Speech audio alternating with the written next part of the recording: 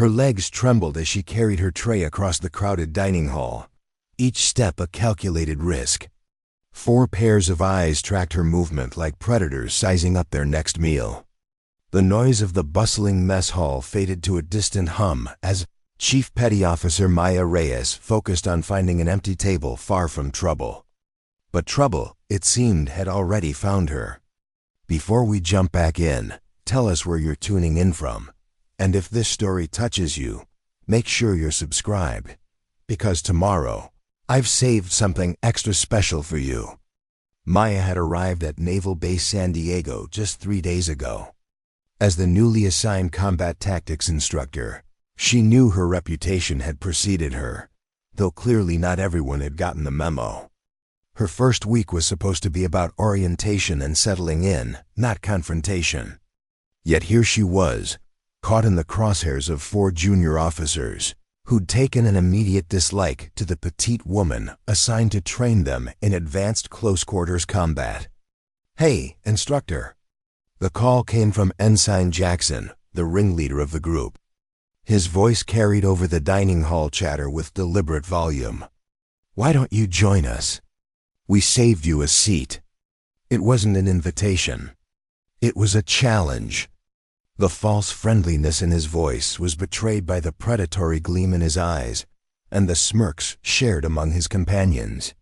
Lieutenant Reyes, Ensign Miller, and Petty Officer First Class Rodriguez completed their little welcoming committee. All 4 men were built like brick walls, products of the rigorous SEAL training program they'd completed 6 months prior. Maya paused, weighing her options. Walking away might preserve peace temporarily, but it would only embolden them. These were the kind of men who mistook restraint for weakness. She'd encountered their type before, men who believed that a 5'4" woman had no business training elite warriors regardless of her qualifications. "Gentlemen," she said, approaching their table with measured steps. Her voice was calm, neutral, revealing nothing of her assessment of the situation. "Room for one more?" "Always room for the brass's latest diversity hire," Jackson replied, kicking out a chair with unnecessary force. The others chuckled, watching her closely for any reaction. Maya set her tray down carefully and took the offered seat.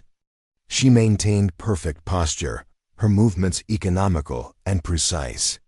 Nothing in her demeanor acknowledged the insult. "So tell us," Reyes began, leaning forward with exaggerated interest, "what makes you qualified to teach combat tactics to SEALs? Did you read some good books on the subject?" Rodriguez laughed too loudly. Maybe she watched all the documentaries. Maya took a small bite of her meal, chewed thoroughly, and swallowed before responding. "I believe my service record speaks for itself, gentlemen." "Oh, we've heard the rumors," Miller chimed in, his voice dripping with sarcasm. The mysterious Chief Reyes with the classified background. Very impressive on paper. Preparing and narrating this story took us a lot of time, so if you are enjoying it, subscribe to our channel. It means a lot to us. Now back to the story. "Paper doesn't stop bullets," Jackson added. "It doesn't win hand-to-hand fights. It doesn't save your team when everything goes sideways in hostile territory." Maya observed them silently. Their confidence was born of successful missions and positive performance evaluations. But confidence could become arrogance, and arrogance created blind spots. These men hadn't yet learned the difference between being good and being professional. "Our first training session is tomorrow at 0600, she said instead of engaging with their provocations. "I look forward to working with all of you." "About that," Reyes said, exchanging glances with his companions. "We were thinking we should have a little preliminary assessment. You know, to establish baseline capabilities." The trap was obvious. They wanted to humiliate her before she ever stepped into the training facility. Establish dominance early and undermine her authority permanently. An assessment would be valuable, Maya agreed, surprising them with her calm acceptance. "Though I believe that's what tomorrow's session is designed to accomplish." Jackson leaned closer, invading her personal space deliberately. We're thinking of something more immediate. The training room is empty right now. Just a quick demonstration of your techniques, so we know what we're working with." The dining hall had grown quieter as nearby tables became aware of the confrontation brewing. Maya could feel dozens of eyes on her, watching to see how she would respond to the challenge. This wasn't just about these 4 men anymore. It was about establishing her position in the hierarchy of this base. "I prefer to follow the official training schedule," Maya replied, her voice even. "First impressions matter, but they're more valuable in a structured environment." "See, that's exactly what someone who can't back up their reputation would say." Rodriguez pushed his half-eaten meal aside and fixed her with a challenging stare. "If you're half as good as your personnel file claims, this should be no problem for you." Maya took another bite of her food, using the moment to observe the dining hall. The background conversations had died down as more personnel turned their attention to the confrontation. At a table near the entrance, she noticed Commander Phillips, the base's executive officer, watching the scene with calculated interest. The situation had escalated beyond a simple refusal. These 4 men had orchestrated this public challenge carefully, placing her in a position where declining would be seen as weakness by everyone present. It was the kind of psychological warfare that showed they weren't entirely without tactical intelligence. "One demonstration," she said finally, placing her fork down with deliberate precision. 5 minutes. Then we all returned to our scheduled duties. The 4 men exchanged triumphant glances, already celebrating their victory. They had succeeded in forcing her hand, and now they would prove to everyone that the new instructor was just another administrative appointment, not a real operator. "After you, Chief." Jackson gestured grandly toward the exit, drawing more attention to the spectacle they were creating. Maya stood smoothly, her movements economical and precise. She left her tray on the table. She would return for it after dealing with this situation. As she walked toward the door, she could hear the men following behind her, their heavy footsteps betraying their eagerness.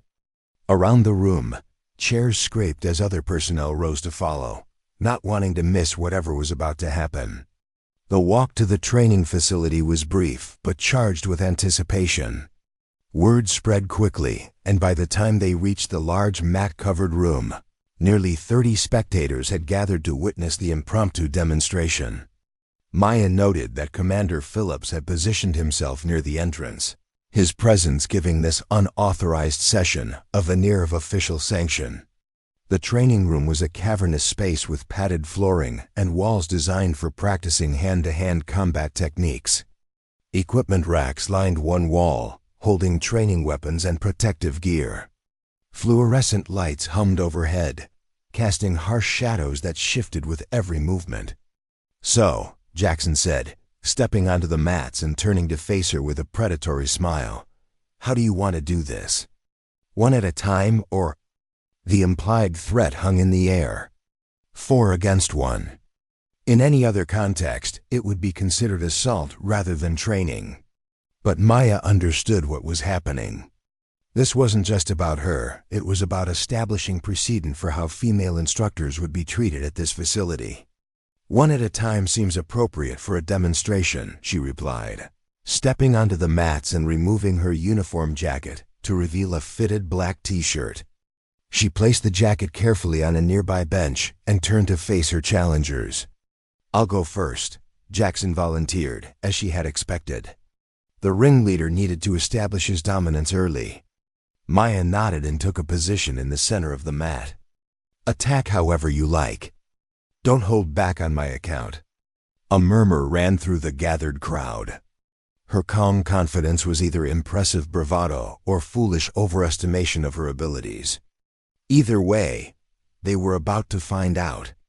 Jackson circled her slowly, evaluating her stance and looking for weaknesses. Maya remained centered, her posture relaxed but ready, watching him without appearing to focus on any specific part of his body. The attack came suddenly, a powerful rush forward with a combination of strikes, designed to overwhelm her through sheer strength and speed. It was technically sound, the kind of aggressive approach that would intimidate most opponents and end confrontations quickly. But Maya wasn't most opponents. She moved like smoke given form, her body flowing with the kind of lethal grace that came from years of real combat experience. She redirected his momentum with minimal contact, using his own force against him. A subtle shift in her weight, a precisely timed pivot, and suddenly Jackson found himself off balance and vulnerable. The counterattack came before he could recover. 3 swift strikes, too fast for most observers to follow, and Jackson was on the mat, gasping for breath with a look of complete disbelief on his face. The entire exchange had lasted less than 4 seconds.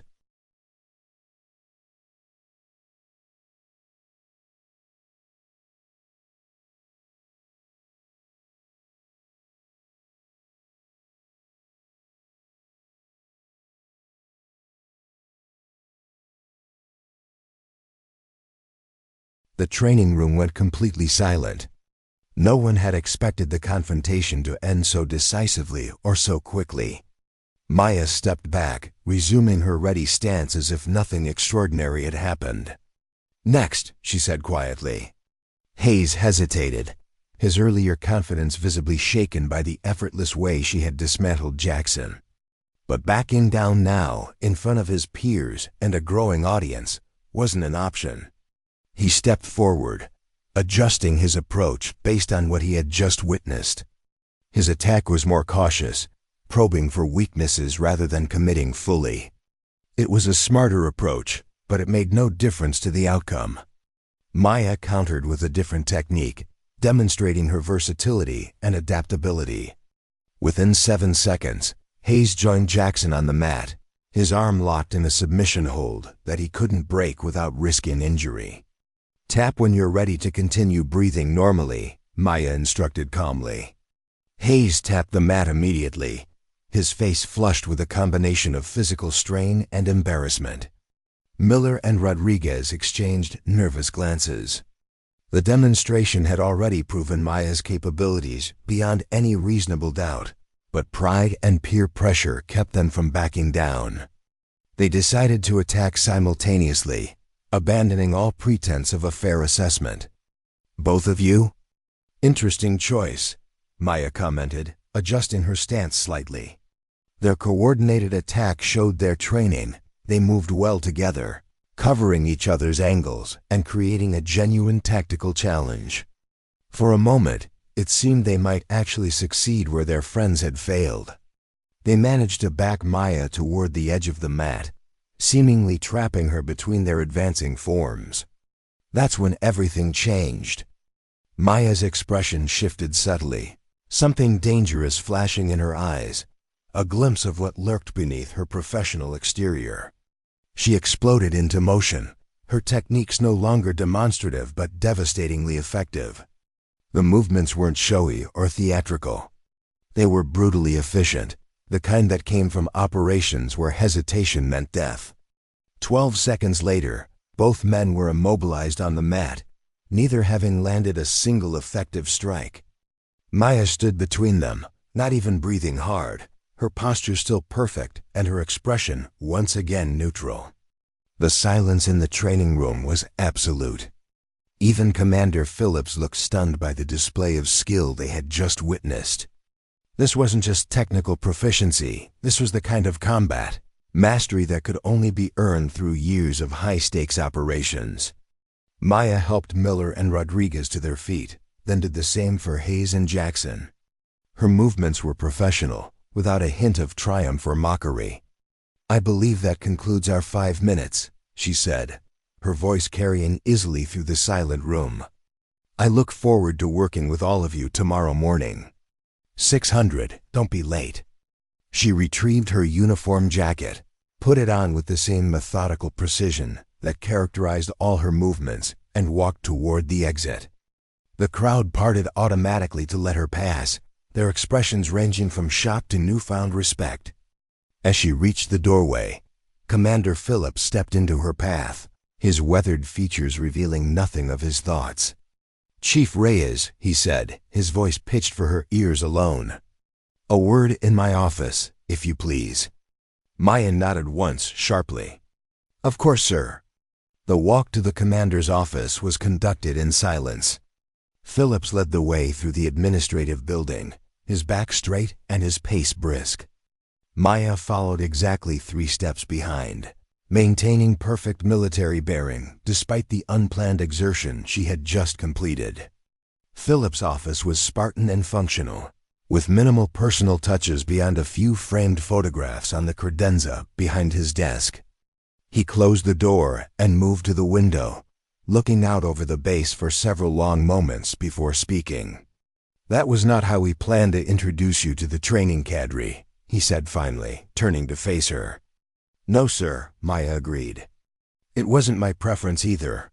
Phillips studied her face, searching for something in her expression. You could have declined their challenge, called for official intervention.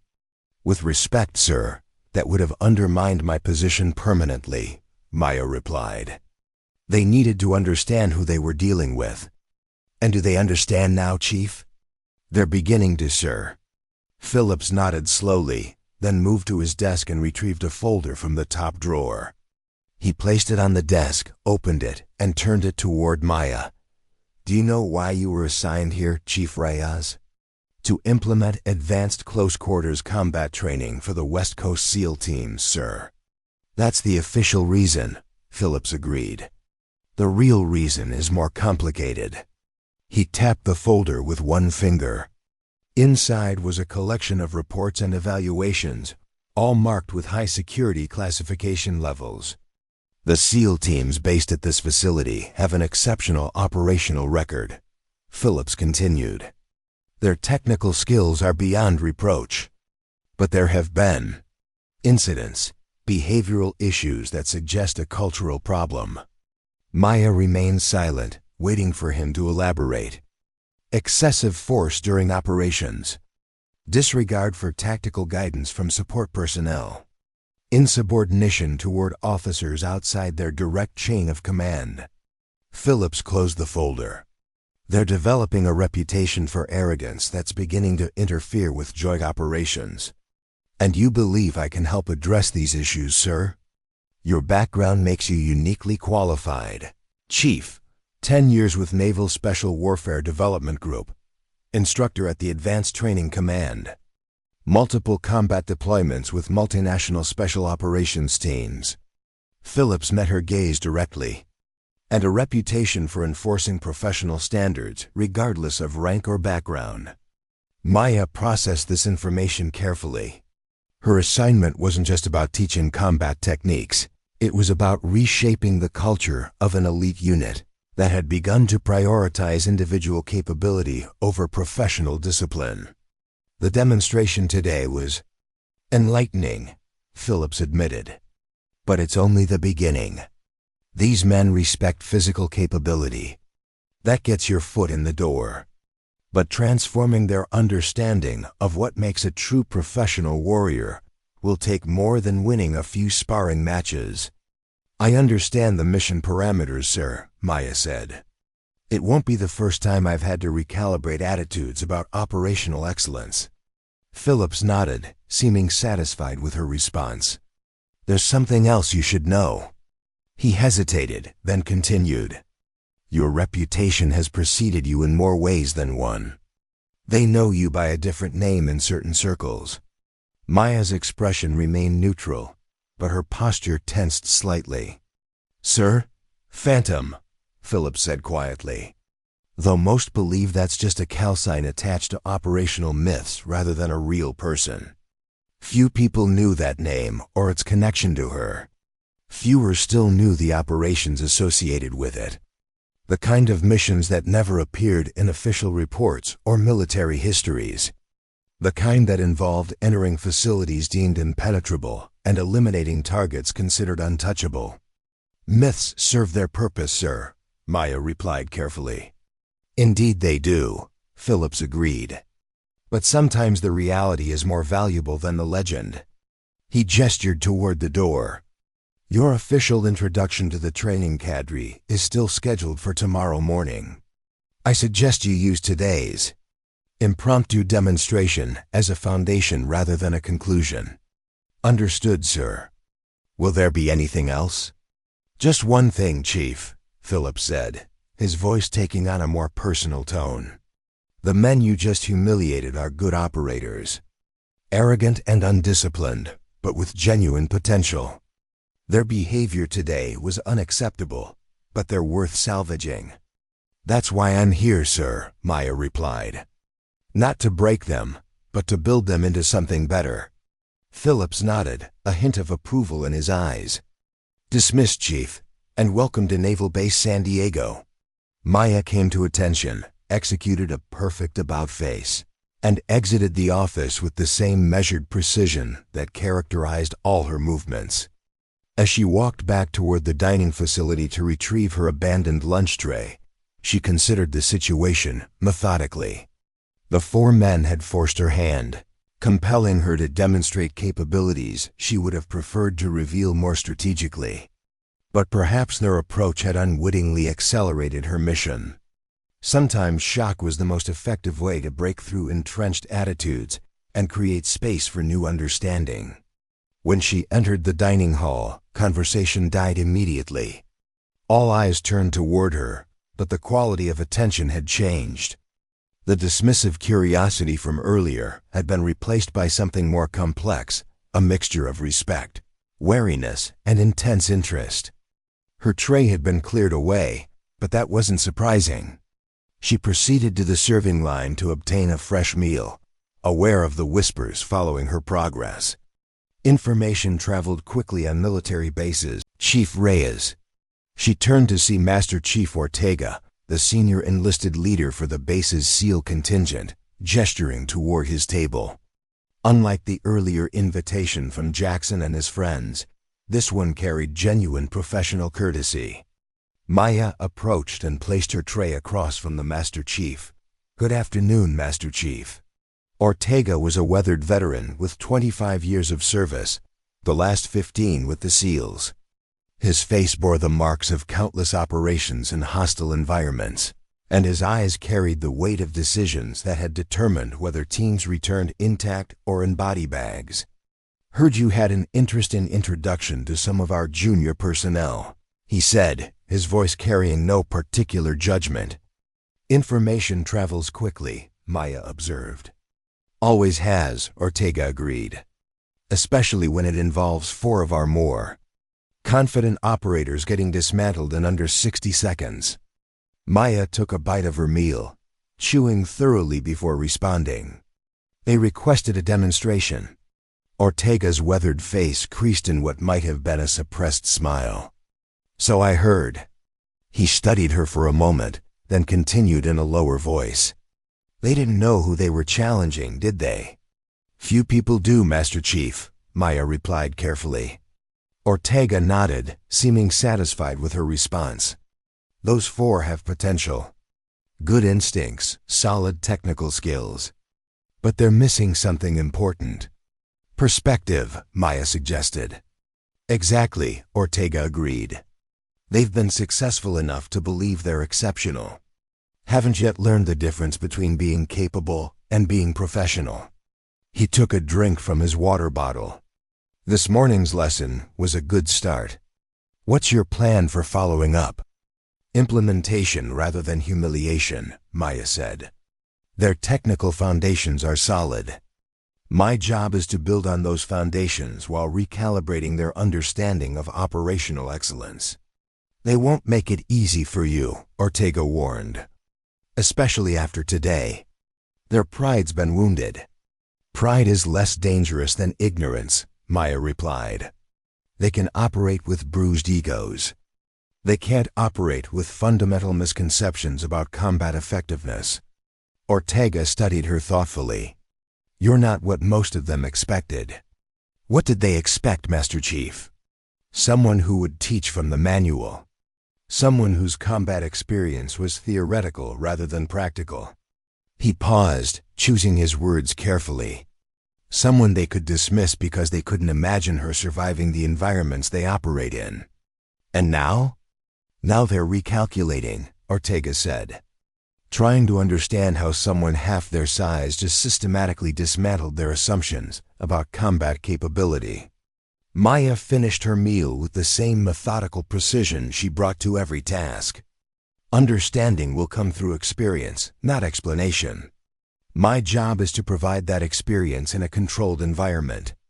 Better there than in the field, Ortega agreed. He hesitated, then added, "Some of us have heard stories, operations in places where conventional approaches failed, extractions that shouldn't have been possible, a specialist who could move through secured facilities like a ghost." Maya met his gaze evenly. "Stories serve their purpose, Master Chief." "So they do," Ortega acknowledged. "But sometimes the reality is more valuable than the legend." It was the second time today someone had expressed that sentiment. Maya found it interesting that both Phillips and Ortega seemed to believe her operational background would be more valuable when acknowledged rather than obscured. "Tomorrow's session will focus on fundamentals," she said, redirecting the conversation to more concrete matters. "I'd appreciate your insights on how best to structure the progression from there." Ortega recognized the shift and respected it. They spent the next 20 minutes discussing the training schedule and the specific capabilities of the different teams she would be working with. His knowledge of the personnel was comprehensive and nuanced, providing valuable context for her approach. As they concluded their conversation, Ortega offered one final observation. "They'll test you again. Differently next time. These aren't men who accept change easily, especially when it challenges their self-perception." "I'm counting on it, Master Chief," Maya replied, rising from the table. "Growth rarely happens within comfort zones." She returned her tray and exited the dining hall, aware of the eyes following her movement, but unconcerned by the attention. The remainder of the day would be spent reviewing personnel files and finalizing her training plans.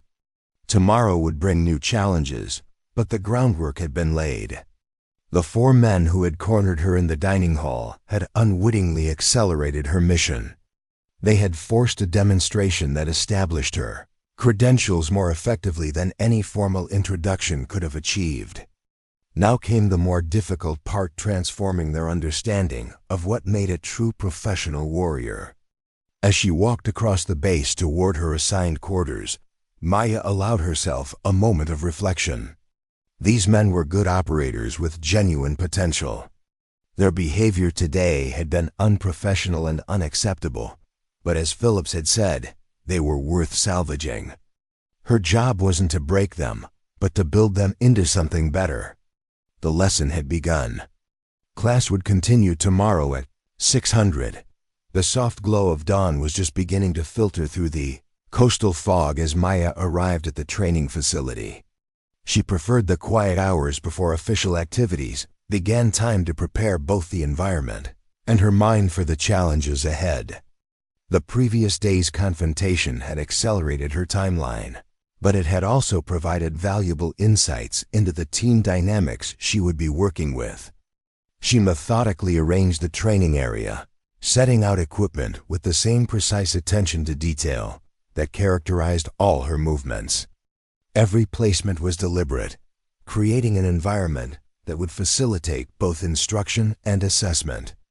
By 0545, everything was ready. She stood in the center of the mat, closed her eyes, and took 3 measured breaths. The door opened at 0547. Master Chief Ortega entered first, his weathered face betraying nothing as he nodded in acknowledgement of her preparation. Behind him came a stream of operators, 24 in total, including the 4 men from yesterday's confrontation. They filed in silently, arranging themselves in formation with military precision. Maya observed them carefully. Jackson, Hayes, Miller, and Rodriguez had positioned themselves at the back of the formation, their expressions carefully neutral. The rest of the operators studied her with varying degrees of curiosity and skepticism. Word had spread about yesterday's demonstration, but seeing was believing, and most of these men were reserving judgment until they witnessed her capabilities firsthand. At precisely 0600, Maya stepped forward.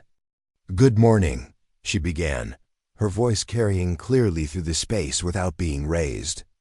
I am Chief Petty Officer Maya Reyes. For the next 8 weeks, I will be conducting advanced close-quarters combat training for your teams. She paused, letting her gaze move across the assembled operators, making brief but direct eye contact with each person. Some of you may have heard about an impromptu demonstration yesterday, she continued, her tone matter of fact. Today, we begin the actual training program. My goal is not to humiliate or diminish any of you. My goal is to enhance your operational effectiveness and ensure you return safely from every mission. At the back of the formation, Jackson shifted slightly, his posture revealing tension despite his neutral expression. Maya noted the movement, but continued without acknowledging it.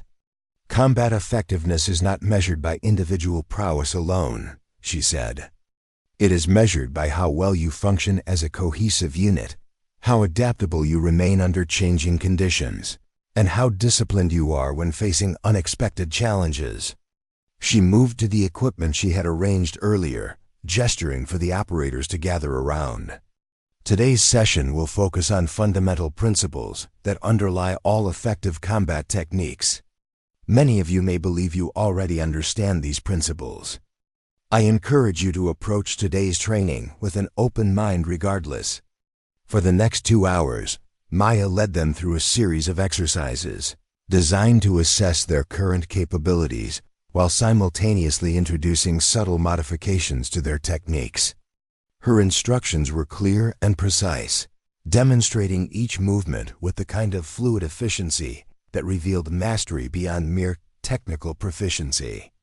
Most of the operators adapted quickly, recognizing the value in her adjustments, even if they didn't fully understand the underlying principles yet. A few, including Jackson and Reyes, maintained a veneer of compliance while subtly reverting to their familiar techniques whenever they thought she wasn't watching. Maya observed everything but chose her corrections carefully. This first session was as much about establishing dynamics as it was about technical instruction. She needed to understand which operators were genuinely open to improvement and which would require more direct intervention to break through their resistance.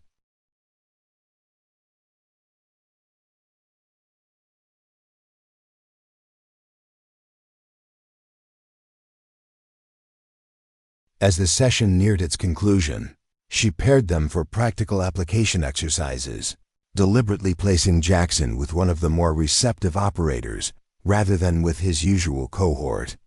The separation strategy was subtle but effective, preventing the formation of a unified resistance block within the larger group. Final exercise, she announced at 0755.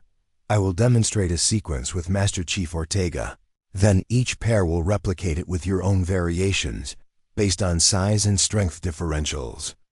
Ortega stepped onto the mat, his expression revealing nothing as he took position opposite Maya.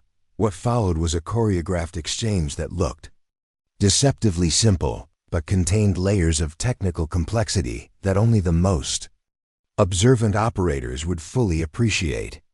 Maya moved with controlled precision, using Ortega's superior size and strength against him through subtle manipulations of balance and momentum.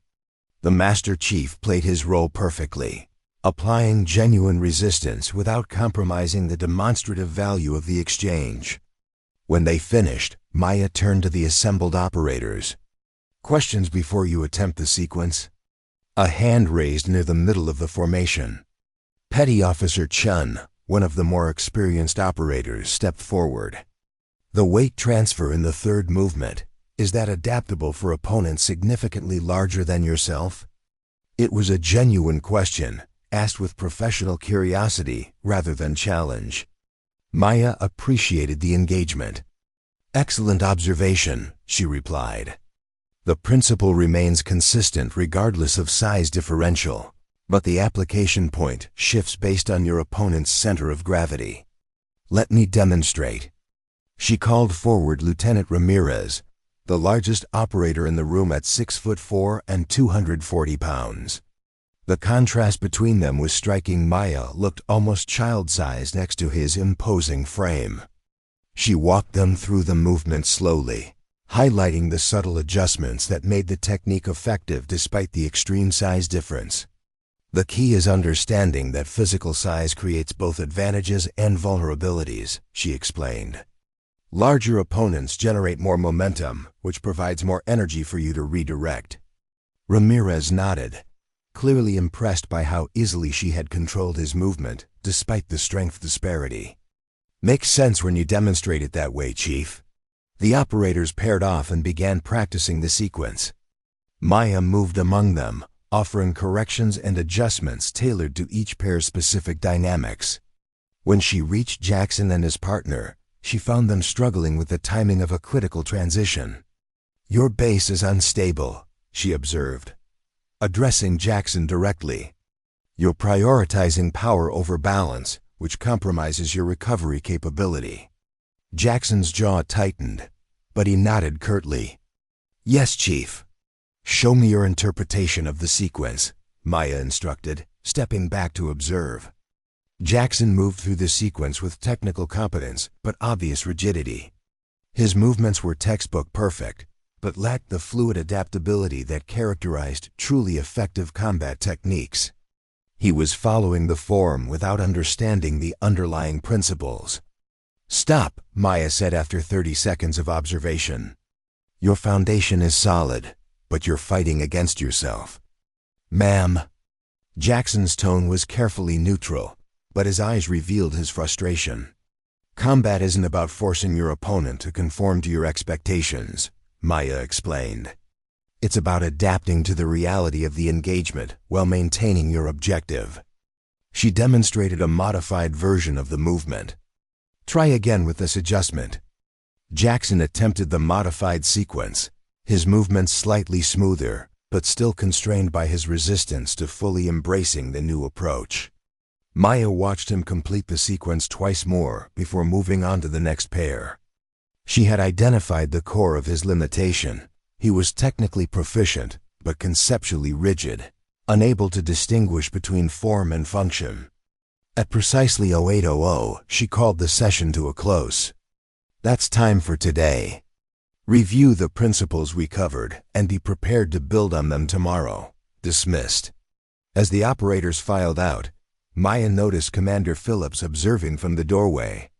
She approached him after the room had cleared except for Master Chief Ortega, who was organizing the equipment for the next session. "Initial impressions, Chief?" Phillips asked without preamble. "Solid technical foundation across the board," Maya replied. "Variable receptiveness to conceptual modifications." "About what I expected." Phillips nodded. "And our 4 friends from yesterday?" "Processing their recalibration differently," Maya said. "Rodriguez and Miller are adaptable. Their resistance is more about group dynamics than individual limitations. Reyes is cautious but observant, weighing the value of new approaches against his established methods. Jackson remains the most resistant. He equates technical proficiency with combat effectiveness and struggles to distinguish between the two." "Assessment on timeline for meaningful improvement?" 3 weeks for the majority, Maya replied. 6 weeks for complete integration of the advanced principles. Jackson may require additional intervention if his resistance persists. Phillips seemed satisfied with her evaluation. "Keep me updated on progress." The Joint Chiefs are particularly interested in the results of this program. After the commander departed, Ortega approached Maya with a thoughtful expression. "They performed better than I expected," he commented. "Especially after yesterday's demonstration." "Professional pride is a powerful motivator," Maya agreed. "The question is whether they're learning to appear receptive or actually internalizing the principles." "Time will tell," Ortega said. "Though I suspect some of them will need more persuasive demonstrations before they truly understand what you're teaching." Maya nodded, already planning the progression for the coming days. "Some lessons can only be learned through experience," she acknowledged. "I'll provide that experience in controlled increments." The remainder of the day was spent reviewing footage from the morning session and refining her approach for subsequent training. Maya identified specific patterns in each operator's technique, noting both strengths to leverage and limitations to address. By evening, she had developed customized progression plans for each team, with particular attention to the 4 men who had challenged her. The next morning followed a similar pattern, with Maya arriving well before the scheduled session to prepare the environment. This time, however, she was not alone when the operators arrived. Standing beside her was a woman in her mid-30s, dressed in the same training uniform as Maya, but bearing the insignia of a different Special Operations unit. "Today, we're joined by Lieutenant Commander Samantha Walsh," Maya announced once everyone had assembled. "Commander Walsh will be assisting with specialized instruction on adaptive combat techniques in restricted environments." The operators exchanged curious glances. Walsh was not a name they recognized from the SEAL training community, and her presence represented an unexpected variable in their carefully structured world. "Commander Walsh comes to us from the Special Activities Division," Maya continued, deliberately using the official name for the CIA's Paramilitary Operations Unit. "Her expertise in unorthodox combat environments will be valuable for our advanced modules." A murmur ran through the assembled operators as they processed this information. The SAD was legendary within Special Operations circles, shadow organization that operated in environments where even SEALs rarely ventured. With rules of engagement that existed in the gray areas of international law. Jackson's expression darkened. The introduction of another female instructor won. From outside the Navy's direct command. Structure clearly struck him as further evidence of political influence in what he considered a purely meritocratic domain.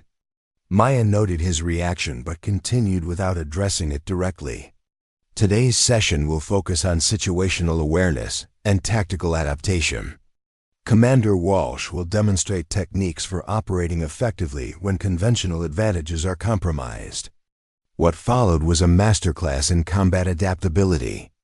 Walsh moved with the same fluid efficiency that characterized Maya's techniques, but her approach emphasized different aspects of tactical engagement. Where Maya's style focused on precision and control, Walsh demonstrated methods that leveraged chaos and disruption to create unexpected advantages. The contrast between their approaches was deliberate. Maya had selected Walsh specifically to demonstrate that there was no single correct methodology for effective combat. The same principles could manifest through different technical expressions depending on the operational environment and mission parameters. Most of the operators recognized the value of what they were seeing, adjusting their preconceptions to incorporate these new perspectives. Jackson and his cohort maintained their skeptical distance, participating in the exercises with technical competence, but visible resistance to the underlying philosophy. During a partner exchange midway through the set, the training room went silent as the two squared off, the memory of yesterday's confrontation fresh in everyone's mind.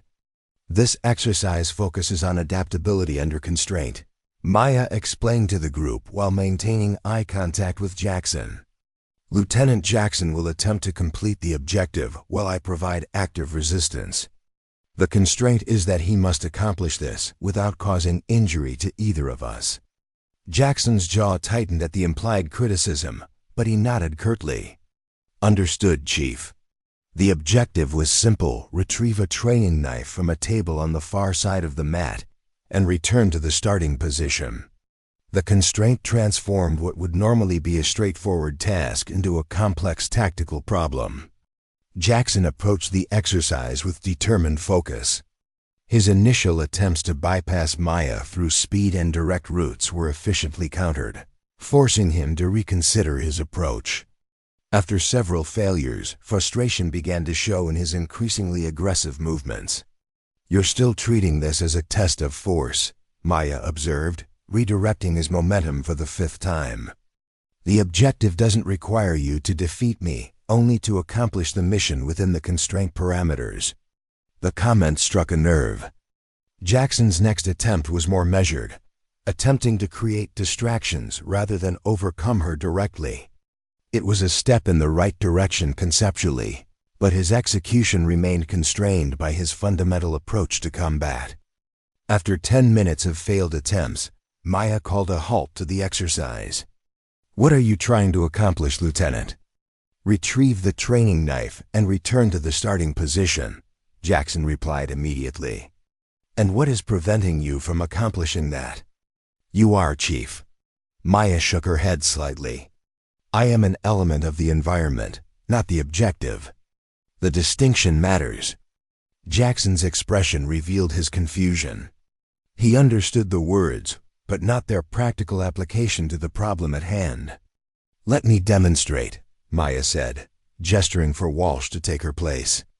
"Commander Walsh will provide the same level of resistance I was applying. Watch how I approach the objective." What followed was a lesson in mission-focused adaptability.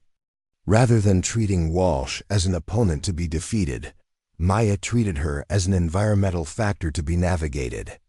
Her movements were neither aggressive nor evasive, but constantly adaptive, shifting based on Walsh's responses to create pathways toward the objective.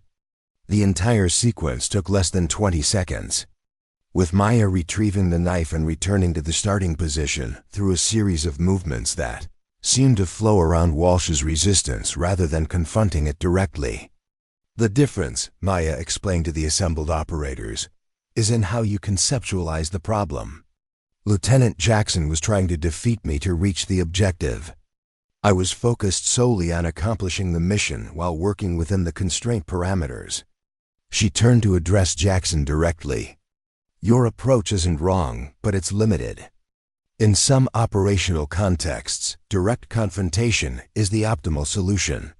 In others, it creates unnecessary risks and compromises mission success." Jackson nodded slowly, the first genuine sign that he was actually considering her perspective rather than simply enduring it.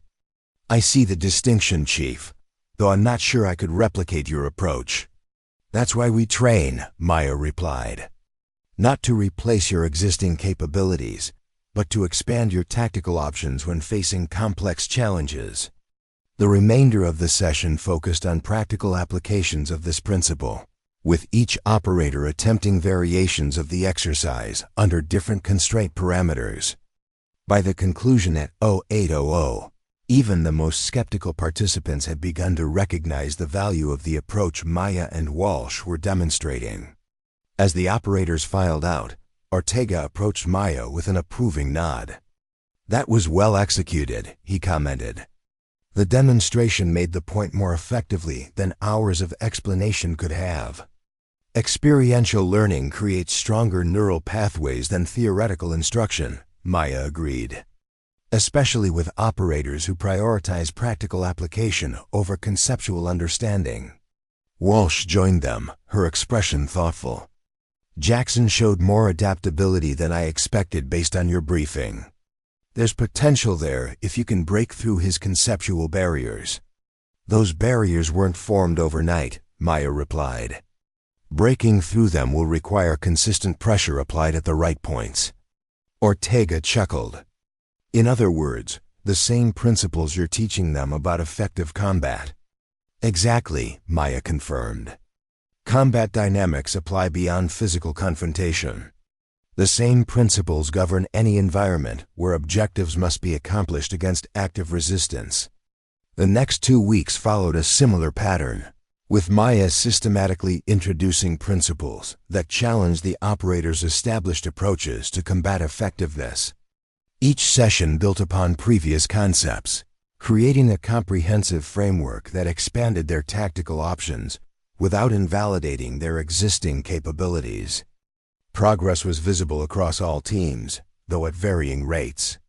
Most operators had begun to incorporate the new principles into their techniques, recognizing the value they added to their operational effectiveness.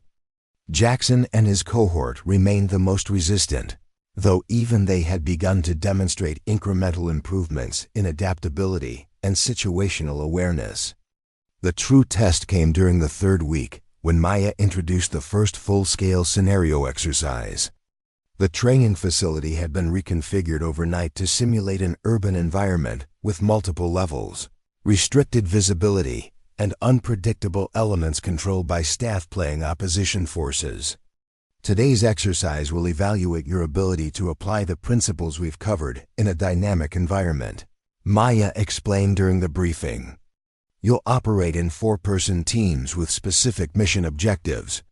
Success will be measured not just by accomplishing your objective, but by how effectively you adapt to changing conditions while minimizing unnecessary risks. She divided them into 6 teams, deliberately separating Jackson, Reyes, Miller, and Rodriguez to prevent them from relying on familiar dynamics. Jackson found himself teamed with 3 operators who had embraced the training more enthusiastically, placing him in a position where his resistance would become an operational liability rather than a personal choice. Team leaders, review your mission parameters, Maya instructed, distributing sealed envelopes to each designated team lead. You have 15 minutes to develop your approach before deployment. Jackson, assigned as Team 3's leader, opened his envelope with controlled movements that betrayed his tension. The mission parameters were deliberately challenging extract a high-value asset from the 3rd floor of the simulated structure while navigating multiple opposition teams with unknown capabilities and equipment, limitations that prevented direct confrontation. It was exactly the type of scenario where the principles Maya had been teaching would provide significant advantages and where conventional SEAL approaches would create unnecessary complications. The constraint parameters forced teams to prioritize mission accomplishment over opposition defeat, a conceptual shift that Jackson had struggled with throughout the training. Thoughts on approach? Asked Chun, one of Jackson's assigned teammates and among the most receptive operators to the new methodologies. Jackson studied the layout diagram included with the mission parameters, his expression revealing his internal struggle between familiar tactics and the adaptive approaches Maya had been demonstrating. Standard insertion route would be compromised by these constraint parameters, he acknowledged reluctantly. We need an approach that minimizes direct engagement with opposition forces. Chun nodded, visibly pleased by Jackson's willingness to adapt his thinking. The principles from the retrieval exercises might apply here, treating opposition as environmental factors rather than primary objectives. Jackson considered this for a moment, then nodded slowly. Let's develop a fluid approach with multiple contingency pathways rather than a fixed tactical plan. Adaptation in real time based on evolving conditions. It was the first time he had genuinely embraced the core philosophy Maya had been teaching, prioritizing mission parameters over conventional tactical doctrine. His teammates exchanged surprised glances before diving into the planning process with renewed enthusiasm. From her observation position, Maya noted the shift in Jackson's approach with cautious optimism. Conceptual breakthroughs were often followed by reversion to established patterns when under pressure. The real test would come during the actual exercise, when instinct and training would compete with intellectual understanding. At precisely 0900, the scenario began. 6 teams deployed simultaneously into the simulated environment, each pursuing different objectives that occasionally placed them in potential conflict with other teams.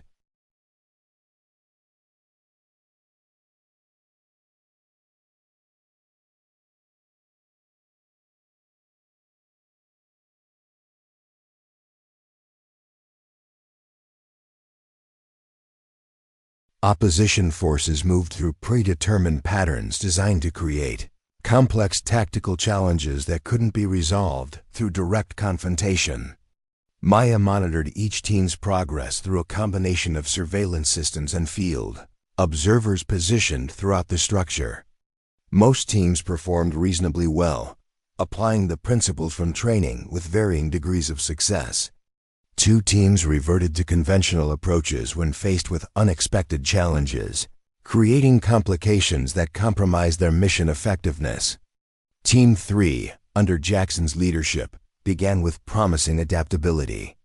Their movement through the structure demonstrated genuine application of the principles Maya had been teaching, treating opposition forces as environmental factors to be navigated rather than enemies to be defeated. The critical moment came when they encountered an unexpected barrier on their primary approach route to the third floor.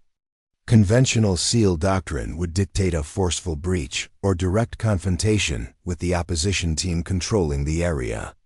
Jackson hesitated visibly, caught between his instinctive response and the adaptive approach they had planned. Adjustment opportunity, Chun suggested quietly, using terminology from Maya's training sessions. Alternative pathway through the service area might provide access without engagement. Jackson's expression tightened momentarily before relaxing into determined focus. Agreed. Shift to contingency route Delta. Maintain mission priority over opposition engagement. The decision represented a fundamental shift in Jackson's approach to the scenario.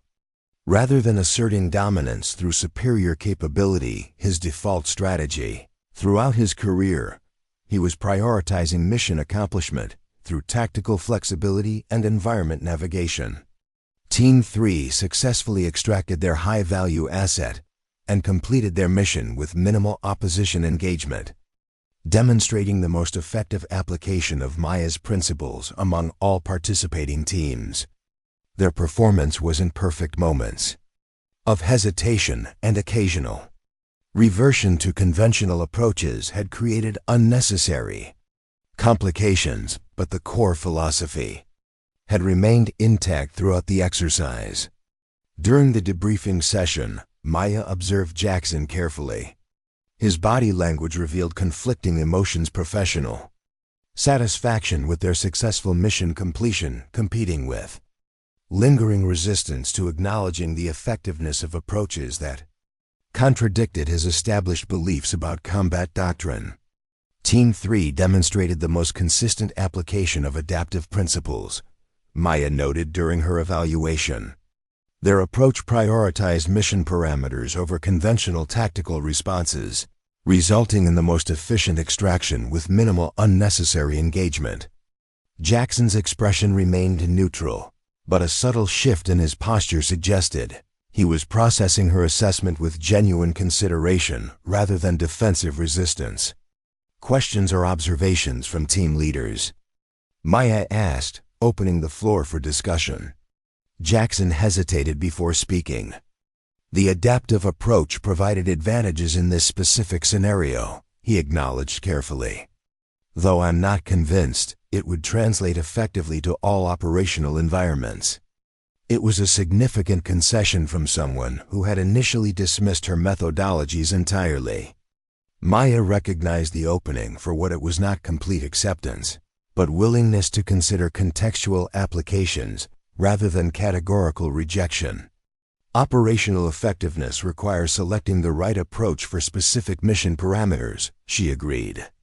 Sometimes direct confrontation is the optimal solution. Other times, adaptive navigation provides superior results with lower operational risks. Jackson nodded slowly, processing her response. The key seems to be having multiple approaches available and the tactical judgment to select appropriately based on mission requirements. Exactly, Maya confirmed. This training isn't about replacing your existing capabilities. It's about expanding your tactical options when facing complex challenges. The exchange marked a turning point in the training program. Jackson's partial acceptance of Maya's philosophy created permission space for others who had remained skeptical but less openly resistant.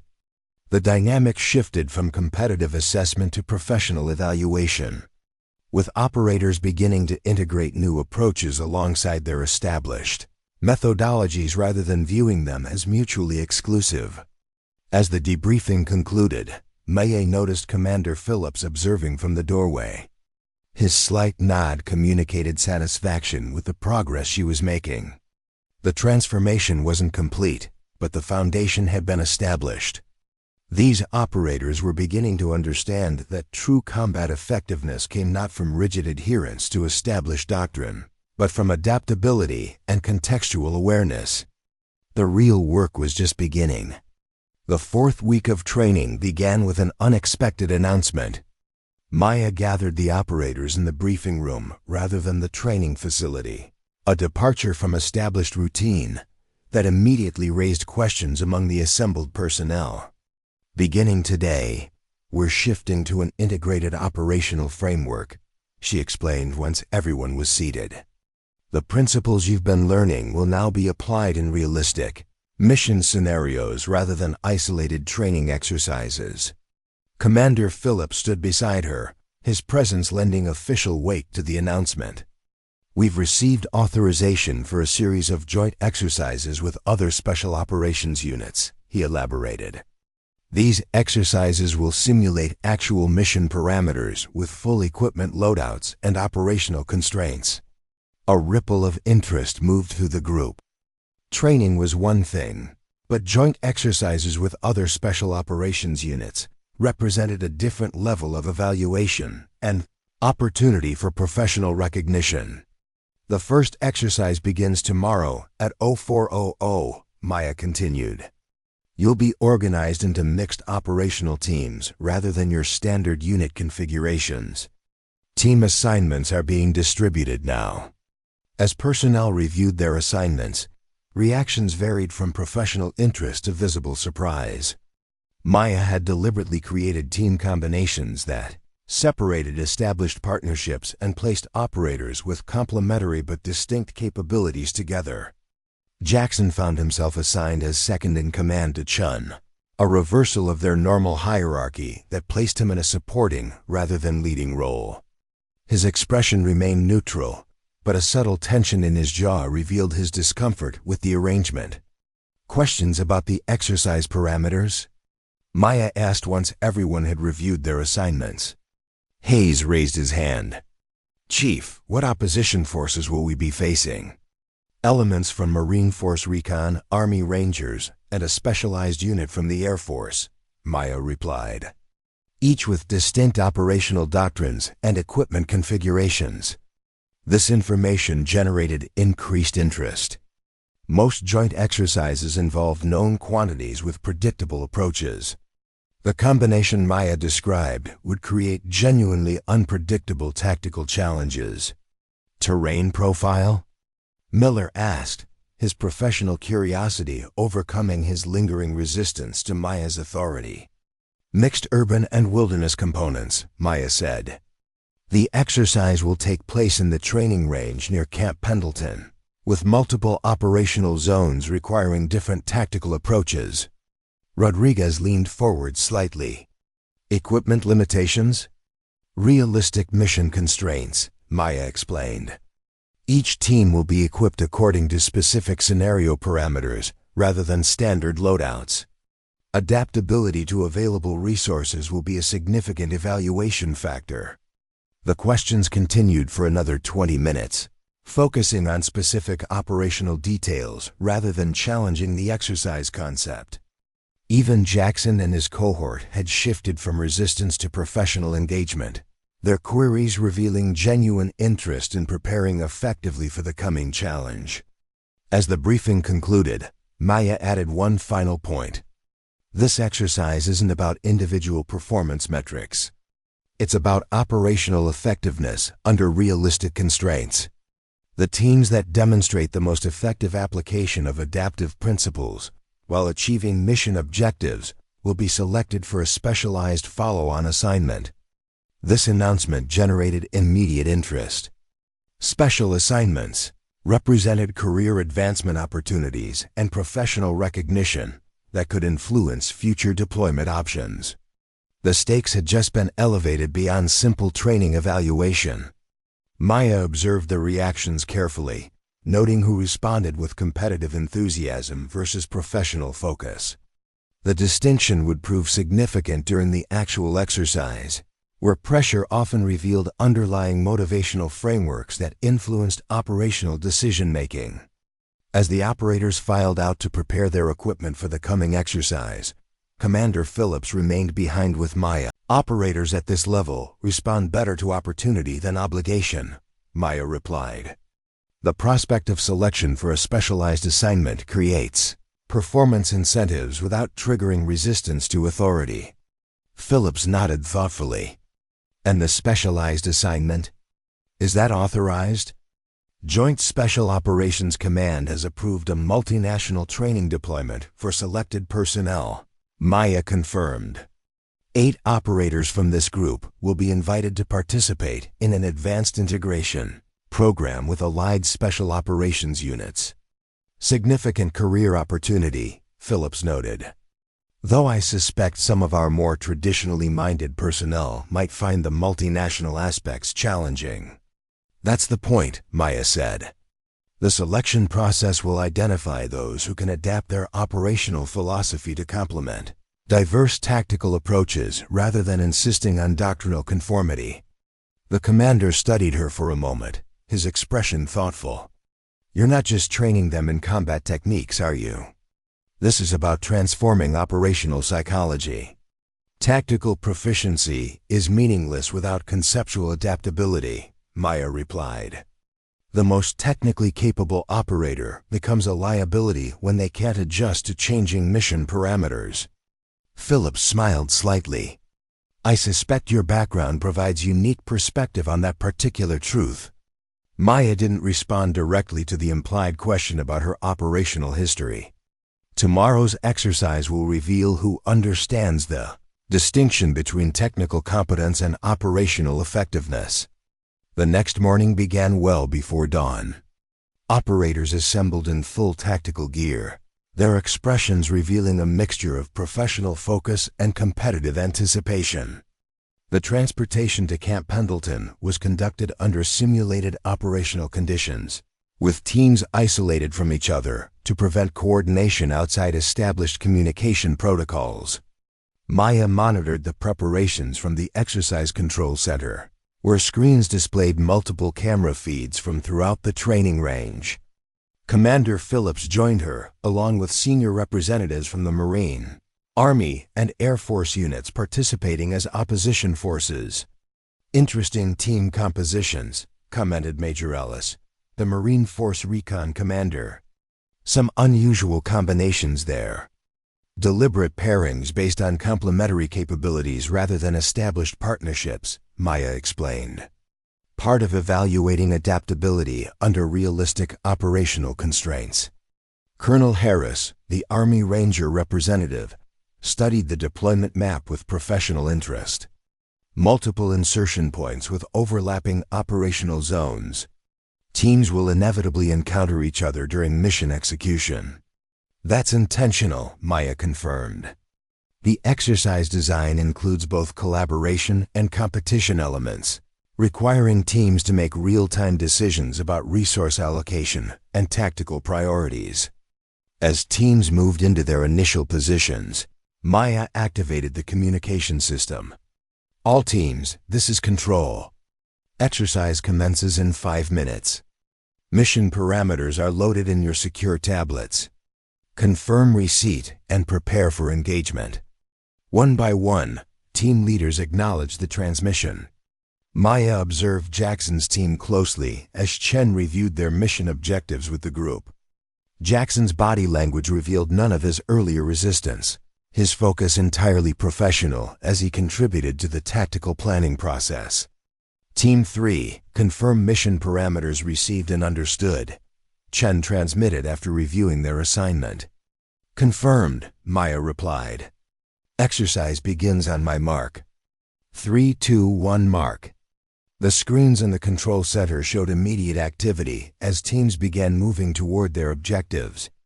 The exercise design was deliberately complex, with multiple intersecting mission parameters that created potential conflicts between teams, pursuing different objectives in the same operational areas.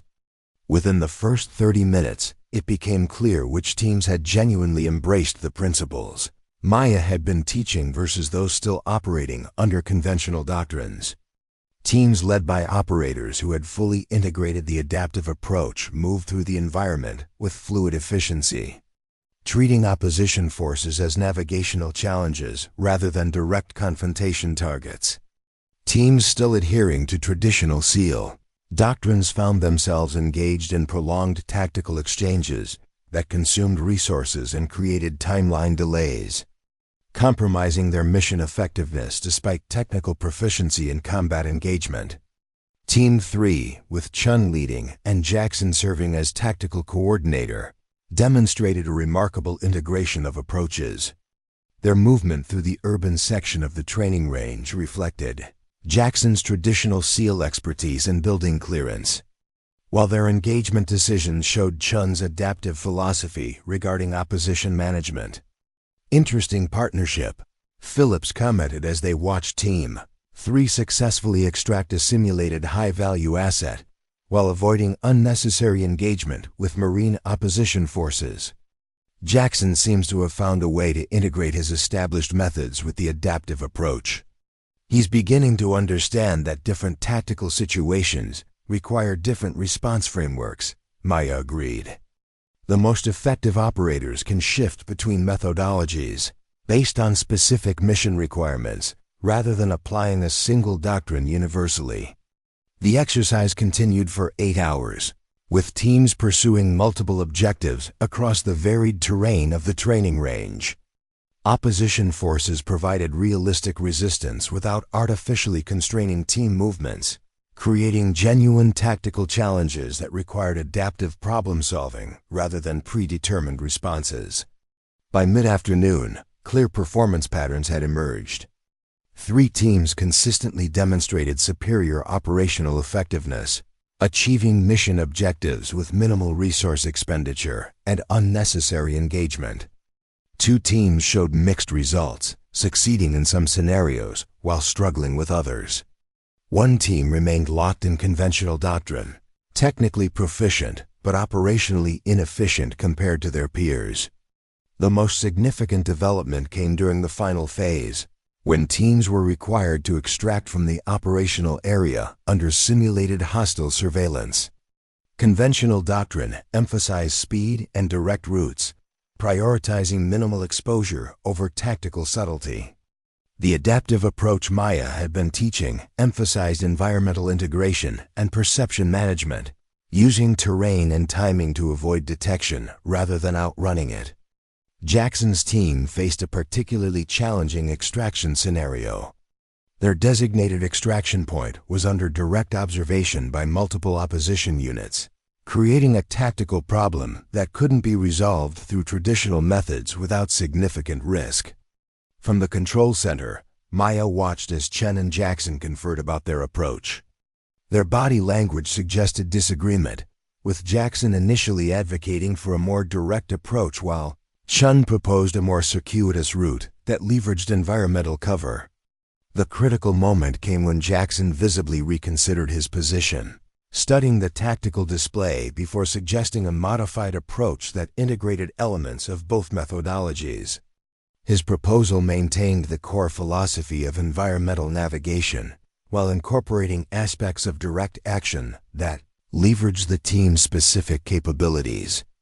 The resulting extraction was a masterclass in tactical adaptability. Team 3 moved through the surveillance net like ghosts, using terrain features and timing windows to create passage, opportunities that conventional doctrine would have dismissed as too complex or uncertain. When direct engagement became unavoidable, they applied precise tactical pressure to create temporary advantages rather than attempting to defeat opposition forces completely. "That's not standard SEAL doctrine," Major Ellis observed with professional appreciation. "They're integrating multiple tactical approaches in real time based on specific engagement conditions." "That's exactly the operational adaptability this training program was designed to develop," Maya confirmed. Technical proficiency in established methodologies, combined with conceptual flexibility to apply different approaches based on mission-specific requirements. The exercise concluded at 1700, with teams reporting to a central debriefing area for initial assessment before returning to base. Maya arranged for transport back to Naval Base San Diego, where a comprehensive debrief would be conducted the following morning after operators had time to rest and process their experiences. As teams arrived at the debriefing area, Maya observed their physical condition and interpersonal dynamics. Most showed signs of physical fatigue, but maintained professional composure and team cohesion. The most successful teams demonstrated the easy coordination that came from genuine integration of capabilities rather than hierarchical command structures. When Team 3 arrived, Maya noted the shift in dynamics between Chun and Jackson.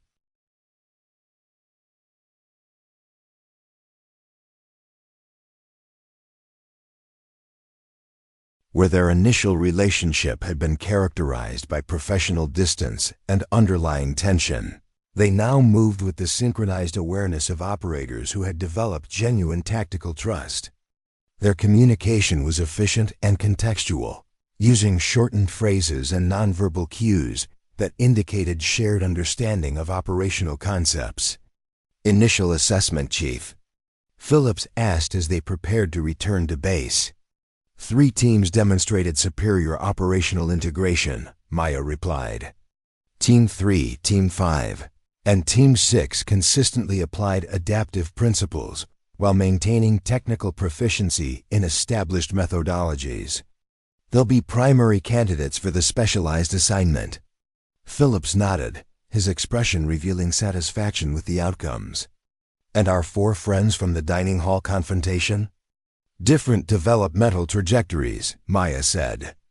Jackson has made the most significant progress, finding ways to integrate adaptive concepts with his established expertise. Reyes and Miller show improved understanding but inconsistent application under pressure. Rodriguez remains the most resistant conceptually, though his technical performance remains strong. Recommendations for continued development? Maya considered the question carefully.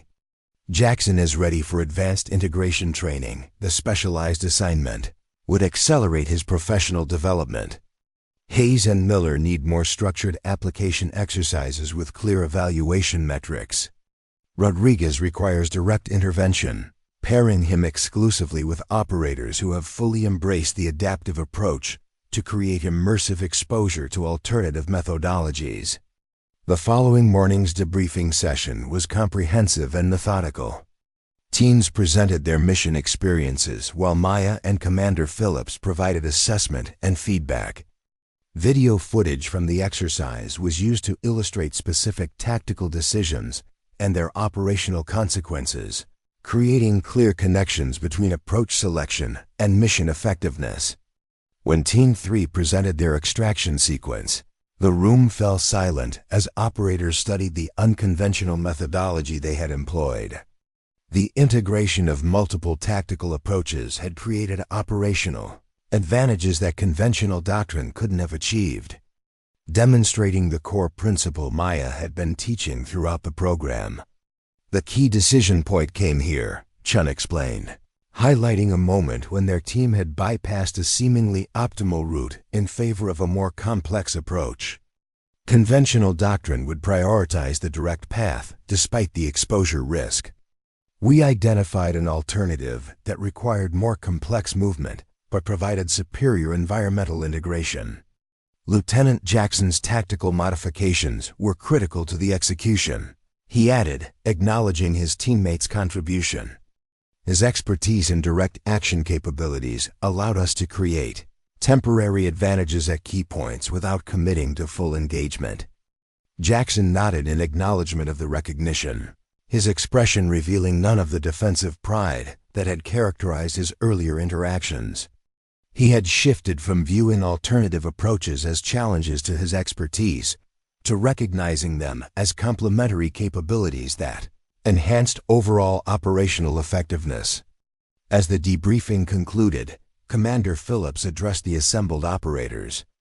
Based on your performance in yesterday's exercise, selections have been made for the specialized assignment mentioned in the pre-exercise briefing.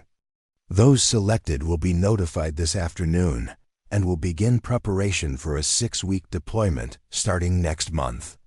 The announcement generated visible interest among the operators, their expressions revealing the professional ambition that drove individuals at this level of military specialization.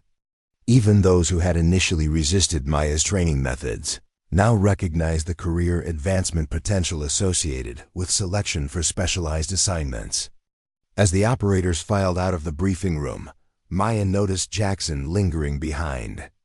His expression suggested he wanted to speak privately once others had departed. "Chief Reyes," he said once they were alone, his tone formal but lacking the confrontational edge that had characterized their earlier interactions. "I wanted to acknowledge that my initial assessment of your training methodology was incorrect." Maya studied him carefully, noting the genuine professional reflection in his expression rather than mere political calculation. "What changed your perspective, Lieutenant?" Jackson considered the question thoughtfully. The exercise demonstrated that different tactical problems require different methodological approaches. "I've spent my career perfecting a specific set of capabilities, but yesterday showed me the limitations of applying those capabilities universally." "That's a significant professional insight," Maya observed. "Many operators never achieve that level of tactical self-awareness." "I still believe in the effectiveness of established SEAL doctrine for certain operational scenarios," Jackson clarified. "But I now recognize the value of having multiple methodological approaches available based on specific mission requirements." "That's precisely the point of this training program," Maya said. "Not to replace your existing capabilities, but to expand your tactical options when facing complex challenges." Jackson nodded, his expression thoughtful. "I owe you an apology for my behavior during our initial encounters. My resistance was unprofessional and reflected poorly on the standards I claim to uphold." "Apology accepted," Maya replied simply. "Professional growth often requires challenging established perspectives. That process isn't always comfortable." As Jackson turned to leave, he hesitated before adding one final comment. "The rumors about your operational background. After yesterday, I understand why those stories exist." Maya didn't confirm or deny the implied recognition of her special operations history. "Professional capability speaks for itself, Lieutenant. Yesterday, you spoke clearly." After Jackson's departure, Commander Phillips entered from the adjacent observation room, his expression suggesting he had witnessed the exchange. "Significant progress," he commented. "From confrontation in the dining hall to professional acknowledgement in less than a month. Some lessons require experiential validation rather than theoretical instruction," Maya replied. "Yesterday's exercise provided that validation in ways that training sessions couldn't." Phillips nodded thoughtfully. "The selection list for the specialized assignment?" "Already submitted," Maya confirmed. 8 operators who demonstrated the most effective integration of adaptive principles while maintaining technical proficiency in established methodologies. "Including Lieutenant Jackson?" "Yes," Maya said. "His performance yesterday demonstrated genuine tactical adaptability rather than mere technical compliance. The multinational training environment will accelerate his professional development." "And the others from the dining hall incident?" "Hayes and Miller will participate in a modified training program focused on practical application of adaptive principles in structured scenarios. Rodriguez requires more fundamental recalibration. I've recommended reassignment to a joint operations unit where he'll be immersed in diverse tactical methodologies." Phillips studied her for a moment. "You've accomplished more in 4 weeks than previous integration programs achieved in 6 months. The previous programs focused on technical compliance rather than conceptual understanding," Maya observed. "True operational adaptability comes from recognizing that different tactical situations require different response frameworks." "That's a philosophical shift, not just a technical adjustment." The commander nodded in agreement. "Your approach has implications beyond this specific training program. The Joint Chiefs are already discussing expansion to other special operations units facing similar integration challenges." Maya accepted this information with professional satisfaction rather than personal pride. Her mission had never been about individual recognition, but about enhancing operational effectiveness across special operations communities. As she gathered her materials from the briefing room, Maya reflected on the transformation she had witnessed over the past month.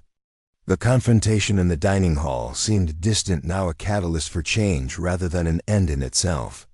The 4 men who had cornered her that day had embarked on different developmental trajectories, each finding their own path toward enhanced operational effectiveness. Jackson had demonstrated the most significant growth, discovering ways to integrate new methodologies without abandoning the expertise he had spent years developing. His selection for the specialized assignment would accelerate that growth, placing him in environments where adaptive capability was essential for mission success. The real victory wasn't in proving her superior capability or forcing compliance with her methods.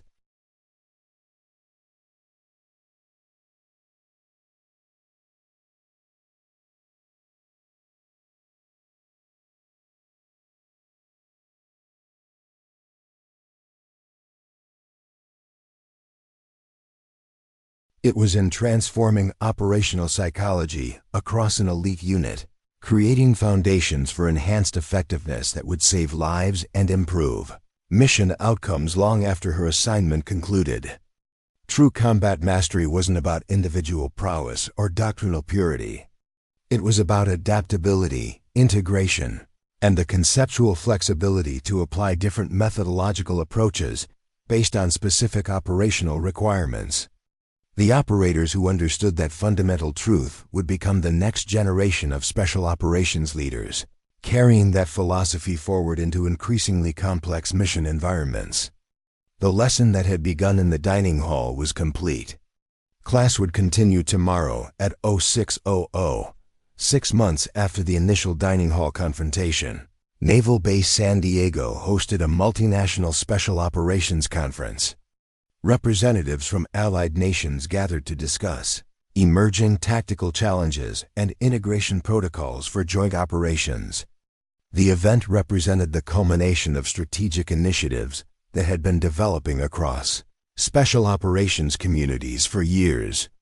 Maya observed the preparations from the officers' mess, where she sat reviewing final presentation materials for her afternoon session. The base had transformed in the months since her arrival, not just physically with new training facilities, but culturally in how different operational units interacted and trained together. "Mind if I join you, Chief?" She looked up to see Lieutenant Jackson standing beside her table, his expression professional and respectful. In the months since their confrontation, he had completed the specialized multinational training deployment and returned with enhanced credentials that had accelerated his career trajectory. "Please," Maya gestured to the empty chair across from her. Jackson set down his coffee and took a seat, his movements controlled and precise. The brash confidence that had characterized their first encounter had been replaced by something more substantial, the measured self-assurance that came from genuine capability rather than defensive posturing. "Your presentation today has generated significant interest," he commented. The British SAS representative specifically requested to attend. Maya nodded, unsurprised by the information. "The integration protocols we've developed have implications beyond our specific operational parameters. Other units are experiencing similar challenges with doctrinal limitations. I've been implementing modified versions of those protocols with my current team," Jackson said. "The results have been compelling enough that Commander Phillips has approved expansion to all West Coast SEAL units." This represented significant professional validation. SEAL teams were notoriously resistant to methodological changes, particularly those originating from outside their direct command structure. Implementation across multiple units indicated institutional acceptance at the highest levels. The Team 3 exercise extraction sequence has become a case study at the Advanced Training Command, Maya noted. "Your tactical modifications were particularly noteworthy." Jackson acknowledged the recognition with a slight nod. Chun deserves equal credit for that operation. His environmental navigation approach created the operational framework that made those modifications effective. The statement revealed how far Jackson had come in his professional development. 6 months earlier, he would have claimed primary credit for any tactical success. Now he recognized the complementary capabilities that different approaches provided. "How was the multinational deployment?" Maya asked. A thoughtful expression crossed Jackson's face. "Challenging in ways I hadn't anticipated. Working with operators from different doctrinal backgrounds required constant recalibration of tactical assumptions." "That was the point," Maya replied. "Operational environments rarely conform to doctrinal expectations. Adaptation is essential for mission effectiveness." Jackson nodded in agreement. The British SBS team had approaches to maritime insertion that contradicted everything in our standard playbook. Initially, I thought they were being deliberately contrary. "And then?" Maya prompted. "During our third joint exercise, we encountered conditions that made our standard approaches unworkable. Their contrary methods were perfectly adapted to those specific environmental factors." Jackson smiled slightly. It was a humbling realization. Maya recognized the significance of this admission. For an operator of Jackson's experience and capability, acknowledging the limitations of established doctrine represented profound professional growth. "That's the difference between tactical proficiency and operational adaptability," she observed. "The most technically capable operators become liabilities when they can't adjust to changing mission parameters." Jackson's expression turned serious. "I've been meaning to thank you, Chief. The lessons from your training program probably saved lives during our deployment to Redacted last month." Maya raised an eyebrow, inviting elaboration without directly requesting classified details. "We encountered a situation that didn't match any scenario in our pre-deployment briefings."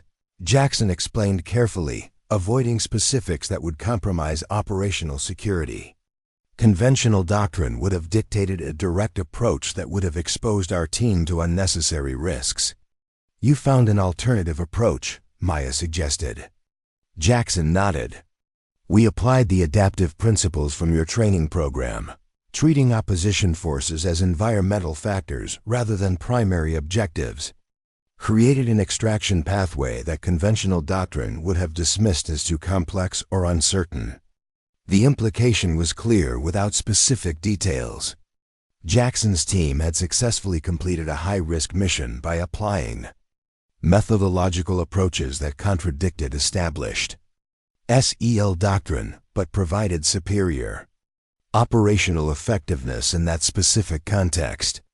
"That's exactly what the training program was designed to accomplish," Maya said. "Not to replace conventional doctrines, but to expand tactical options when facing complex challenges." Their conversation was interrupted by the arrival of Master Chief Ortega, who approached with a formal bearing that suggested official business. "Chief Reyes," he said, coming to attention beside their table.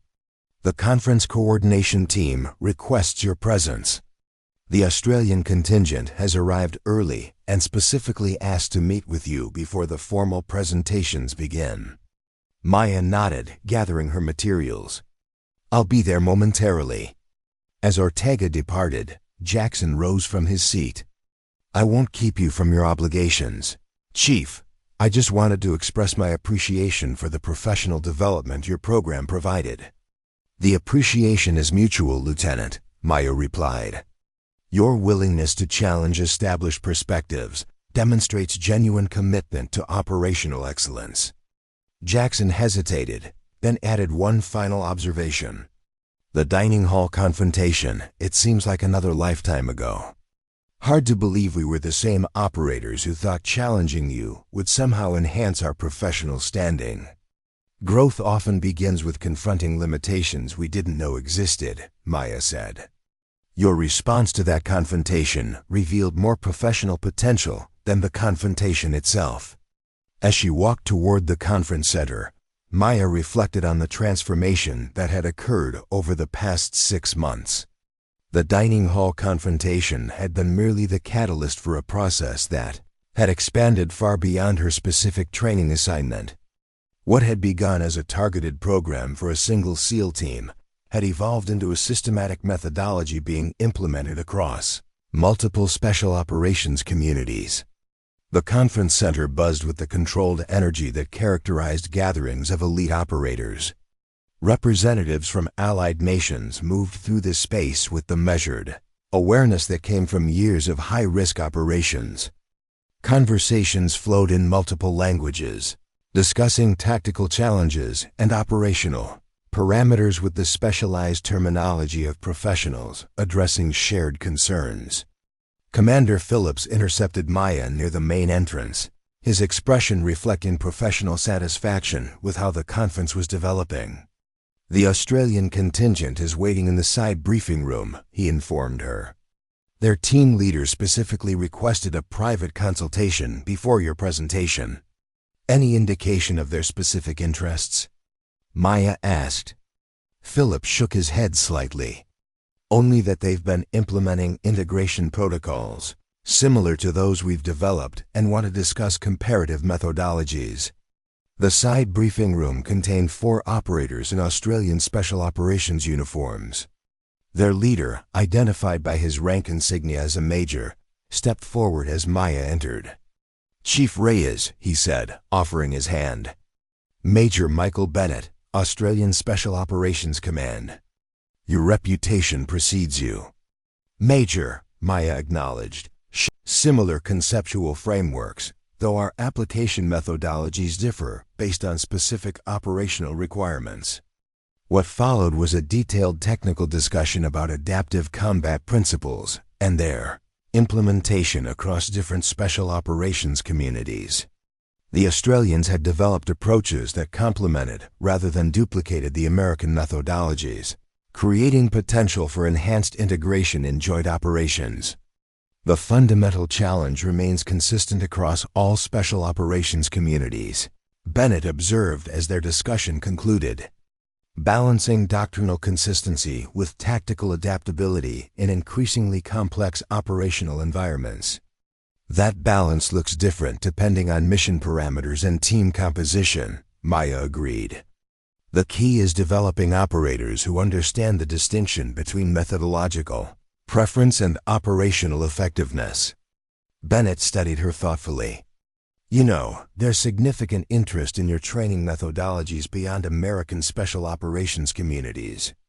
Several allied nations have requested formal exchange programs to implement similar protocols within their own units." This was new information, suggesting Maya's work had generated attention at levels beyond her direct operational purview. Commander Phillips, who had remained silent during the technical discussion, now stepped forward. "Chief Reyes has been authorized to develop an expanded training framework for multinational implementation," he informed the Australians. "The preliminary proposal will be presented during this afternoon's closed session." As they departed for the main conference hall, Phillips added context to this revelation. "The Joint Chiefs approved the expansion proposal yesterday.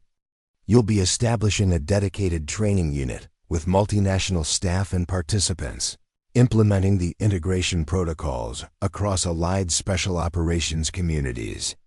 Maya processed this information with professional focus rather than personal pride. The assignment represented significant recognition of her methodologies, but more importantly, it offered the opportunity to enhance operational effectiveness across multiple special operations communities. "Timeline for implementation?" she asked. "Initial framework within 90 days, full operational capability within 6 months, Phillips replied. "You'll have complete authority over staff selection and curriculum development." The implications were clear. This wasn't just a training program anymore, but the establishment of a new operational philosophy that would influence special operations methodologies for years to come. "Lieutenant Jackson has been recommended as your deputy for the program," Phillips added. "His experience with the multinational deployment and subsequent implementation makes him uniquely qualified for the position." The recommendation made sense from both professional and symbolic perspectives. Jackson's transformation from resistant challenger to program advocate represented the kind of developmental arc the training was designed to facilitate. His involvement would provide credibility with operators who might otherwise resist methodologies originating from outside their direct command structure. As they entered the main conference hall, Maya noticed Reyes, Miller, and Rodriguez seated among the SEAL contingent. Each had followed different developmental trajectories since the initial confrontation, finding their own paths toward enhanced operational effectiveness. Reyes had embraced the adaptive methodologies more fully than expected, discovering natural aptitude for environmental navigation that complemented his established expertise in direct action. Miller had found a specialized niche applying adaptive principles to technical operations, developing innovative approaches to equipment utilization under non-standard conditions. Even Rodriguez, the most resistant to conceptual change, had begun incorporating elements of the adaptive approach into his tactical repertoire after repeated exposure through joint operations. The conference presentations began with technical briefings on emerging operational challenges across multiple theaters. Representatives from different nations discussed evolving threat profiles and environmental factors that created new tactical requirements for special operations units. Throughout these presentations, a consistent theme emerged: conventional doctrines, developed for previous operational contexts, were proving increasingly limiting in contemporary environments. When Maya's turn came to present, she approached the podium with the same measured precision that characterized all her movements. The assembled operators, representing the elite of multiple nations' special operations communities, watched with professional interest as she began her briefing on adaptive integration protocols. Operational effectiveness in contemporary environments requires methodological flexibility. She began, her voice carrying clearly through the hall without being raised. Not the abandonment of established doctrines, but the ability to select appropriate approaches based on specific mission parameters. For the next 45 minutes, she presented a comprehensive overview of the integration protocols developed through her training program. The methodology was technical but accessible, emphasizing practical application rather than theoretical constructs. She used case studies from recent operations anonymized to protect operational security to illustrate how adaptive principles had enhanced mission effectiveness in environments where conventional approaches created unnecessary risks. Throughout her presentation, Maya noticed Jackson, Reyes, Miller, and Rodriguez listening with varying expressions of professional engagement. They had come full circle from the confrontational operators who had cornered her in the dining hall to professionals who understood at different levels the value of the methodology she had introduced. As the presentation concluded, the conference transitioned to specialized breakout sessions where operators could discuss specific applications of the concepts Maya had introduced. She found herself surrounded by representatives from multiple nations, each interested in how these protocols might be implemented within their specific operational frameworks. Commander Phillips appeared at her side as the discussions intensified, observing the international interest with satisfaction. "The Joint Chiefs will be pleased with this reception," he commented quietly. "It validates their decision to expand the program across allied special operations communities." Maya nodded, recognizing the broader implications beyond her specific assignment. The principles are universal, even if implementation methodologies need to be adapted for different operational contexts. As the day progressed, Maya noticed Jackson engaged in detailed discussions with operators from British, Australian, and Canadian units. His transformation from resistant challenger to program advocate was complete, his professional credibility enhancing the reception of methodologies he had initially dismissed. The conference concluded with a formal dinner where senior representatives from each nation discussed strategic implementation plans for the integration protocols. Maya, seated at the head table alongside commanders from multiple special operations communities, observed the professional networking occurring throughout the room. After dinner, as participants dispersed to continue discussions in smaller groups. Maya found herself approached by Jackson, Reyes, Miller, and Rodriguez. Their collective presence carried symbolic weight. The four operators who had confronted her in the dining hall now sought her out voluntarily in a professional context. "Chief Reyes," Jackson began, speaking for the group, "we wanted to express our appreciation for the professional development your program has provided." Reyes nodded in agreement. "The adaptive methodologies have enhanced our operational effectiveness in ways we didn't anticipate when the training began. Some of us adapted more quickly than others," Miller acknowledged with a glance toward Rodriguez, who had remained the most resistant throughout the program. Rodriguez shrugged slightly, a gesture that conveyed resigned acceptance rather than enthusiastic embrace. "The principles have proven effective and some journeys require more time than others," Maya replied. "Professional development isn't measured in consistent increments across all personnel." Phillips studied her for a moment.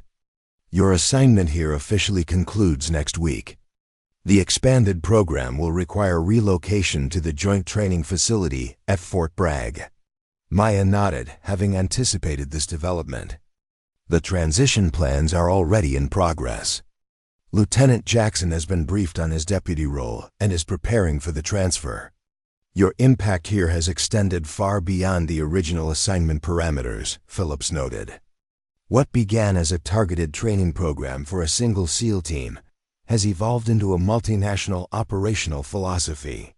Tactical integration has always been the foundation of effective special operations," Maya said. "This program simply formalized principles that have been evolving across operational communities for years." As the conference concluded and participants departed for their respective assignments, Maya found herself alone in the now empty hall. The dining hall confrontation that had catalyzed this journey seemed distant, now a beginning rather than a defining moment. The four young soldiers who had cornered her that day had unwittingly initiated a process that would transform special operations methodologies across multiple nations. Their resistance had provided the catalyst for demonstrating principles that might otherwise have been dismissed without practical validation. In the months since that confrontation, Naval Base San Diego had become a laboratory for operational innovation, developing and testing methodologies that enhanced mission effectiveness while reducing unnecessary risks. Operators who had initially viewed Maya's assignment as political rather than professional now recognized the tactical advantages her approaches provided. The expanded program at Fort Bragg would institutionalize these methodologies, creating standardized protocols for integration across allied special operations communities. What had begun as a confrontation between resistant operators and a new instructor had evolved into a systematic transformation of operational philosophy with multinational implications. As Maya gathered her materials and prepared to depart, she reflected on the journey that had brought her to this point. Her assignment had never been about proving superior capability or forcing compliance with her methods. It had been about enhancing operational effectiveness across elite units, creating foundations for mission success that would save lives long after her direct involvement concluded. The true measure of her success wasn't in the confrontation she had won in the dining hall. It was in the transformation of operational psychology across multiple special operations communities, creating frameworks for enhanced effectiveness that would influence tactical methodologies for years to come. In the end, that was the most important lesson of all, that true combat mastery wasn't about individual prowess or doctrinal purity. It was about adaptability, integration, and the conceptual flexibility to apply different methodological approaches based on specific operational requirements. The operators who had cornered her in the dining hall had learned that lesson through different developmental pathways. Jackson had embraced it most completely, discovering how adaptive principles could enhance rather than replace his established expertise. Reyes and Miller had found their own applications, incorporating elements that complemented their specific operational roles. Even Rodriguez, the most resistant to conceptual change, had begun recognizing the contextual value of methodological flexibility. Together, they represented the future of special operations, not adherence to a single doctrinal approach, but professionals who understood the critical distinction between methodological preference and operational effectiveness. Their journey from confrontation to integration embodied the very principles Maya had been teaching throughout her assignment. As she walked across the base toward her quarters for the final week of her assignment, Maya allowed herself a moment of professional satisfaction. The mission had been accomplished, not through force or authority, but through demonstrated effectiveness and principled leadership. The transformation that had begun in the dining hall would continue long after her departure, rippling through special operations communities around the world. Class was complete. The lessons would continue. Up next, you've got 2 more standout stories right on your screen. If this one hit the mark, you won't want to pass these up. Just click and check them out. And don't forget to subscribe and turn on the notification bell so you don't miss any upload from us.